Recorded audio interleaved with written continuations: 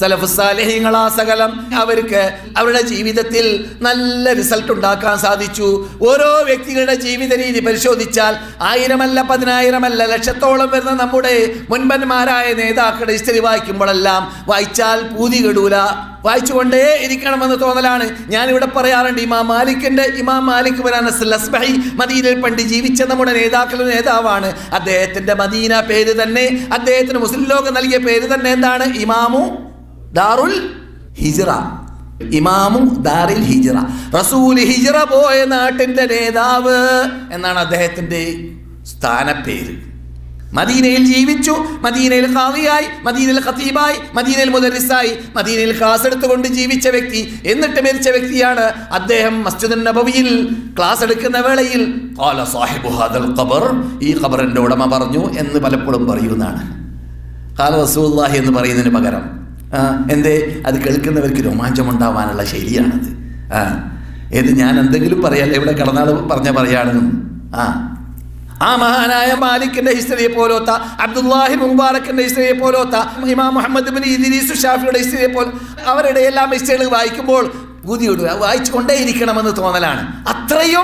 അത്രയും നതായിജുകൾ, ഇസ്തിസ്മാറാത്തുകൾ, ജനങ്ങൾക്ക് ഫലപ്രദമാവുന്ന കാര്യങ്ങൾ ലോകത്തിന് മുമ്പിൽ സമർപ്പിച്ചു പോയവരാണ്.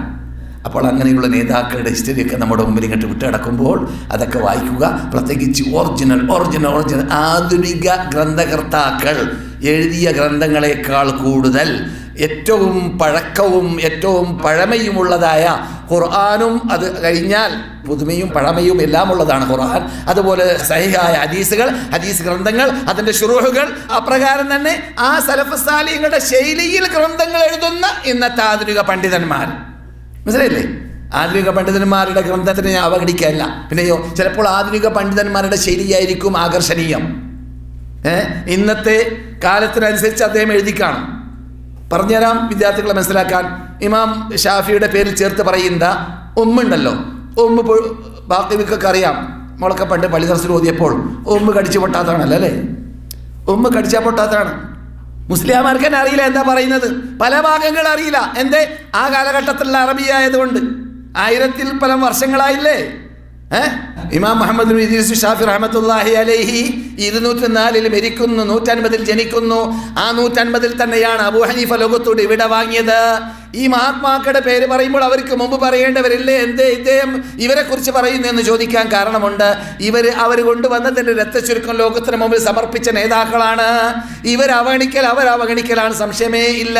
കാമത്നാട് അലാമത്തുൽ റസൂലുള്ള 15 എണ്ണത്തിന് ഒരേ ഹദീസിൽ കൂട്ടി സംസാരിച്ച വേളയിൽ ഇത് തുഹിദൽ ഫയ്യുദി വല വൽ അമാനത്തു മഗ്റമ വസ്സകാത്തു മഗ്റമ വതുഉല്ലിമ ലിഗൈരി ദീനില്ല എന്ന് പറഞ്ഞുകൊണ്ട് റസൂലുള്ള സംസാരിച്ച 15ഓളം ഖിയാമത്ത് അടയാളങ്ങൾ പറഞ്ഞപ്പോൾ അതിൻ്റെ സമാപനത്തിൽ പറയുകയുണ്ടായി, വലഅന ആഖിറുൽ ഉമ്മത്തി അവലഹ, അവസാന കാലഘട്ടത്തിൽ ജീവിക്കുന്ന സമൂഹം, പണ്ട് കാലഘട്ടത്തിൽ ജീവിച്ച നമ്മുടെ നേതാക്കളെ ചീത്ത പറയുന്ന, ശപിക്കുന്ന കാലഘട്ടം വന്നു കഴിഞ്ഞാൽ ചുവന്ന തീക്കാറ്റ് നിങ്ങൾ പ്രതീക്ഷിച്ചുകൊള്ളുക. പറയാം മദീനത്തെ പള്ളിയിൽ നിന്ന് സംഭവം 35 കൊല്ലം മുമ്പാണ്. ഞാൻ ക്ലാസ് എടുത്തുകൊണ്ടിരിക്കുകയാണ് മദീനത്തെ പള്ളിയിൽ. കഴിഞ്ഞ ശേഷം പറയാണ്, മുഴുവൻ കുഴപ്പമുണ്ടാക്കിയത് അബൂ ഹനീഫയാണ്. ഞാൻ പെട്ടെന്ന് അവിടുന്ന് സ്ഥലം മാറി. എനിക്ക് ഖേദം ആ പറഞ്ഞതൊരു മലയാളിയായതിലാണ്. എന്തേ? ഈ മതത്തിൻ്റെ ആധികാരികത നൽകുന്ന ഗ്രന്ഥത്തെ, ഖുർആനിനെ, സുന്നത്തിനെ അപ്രകാരം സലഫ് സാലിഹീങ്ങളുടെ ശൈലിയും രീതിയും ജീവിത രീതിയും പഠിച്ചിട്ടില്ല. ജഹല് മാത്രമല്ല, ജഹലും ഉറക്കം. അള്ളാഹ് എല്ലാവർക്കും പുറത്തു കൊടുക്കട്ടെ. പ്രത്യേകിച്ച് ജീവിച്ചിട്ടുള്ളവർക്ക് സത്യം കണ്ടെത്താനുള്ള തൗഫീക്ക് നൽകട്ടെ.